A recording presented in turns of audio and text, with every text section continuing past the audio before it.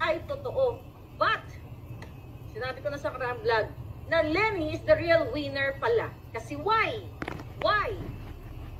Bakit Lenny is the real winner? Kasi kung totoong hindi si Lenny ang nanalo, at kung talagang true to his words, si Kuting, na sinasabi niya ang Smartmatic dapat maalis sa Pilipinas, pinupush nila ako na i-pressure ang Duterte administration na matanggal na ang Smartmatic bago mag-2022 election. Natanggal. Si Lisa ang nakipag-usap sa Smartmatic, hindi mo pwedeng pagsinungalingan. Si Ivan Uy, si Hubert Guevara, kayo, alam din ni George Garcia yan, kayo ang nagmanipula. Kayo, ayan, si George Garcia, na-interview ko yan, nakikipaglaban sa Smartmatic. Then recently sa interview niya, ikaw, George Garcia, sasabihin mo walang naganap na dayaan?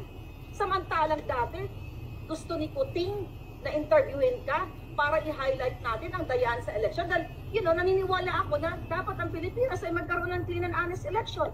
Di nung kayo na naupo dahil kayo ang gumamit ng Smartmatic, sasabihin nyo walang dayaan, George Garcia. And now, Kuting is tahimik. Ni tuldok si Kuting. Walang sinabi na ang Smartmatic ay dapat maalis. Eh di sinungaling.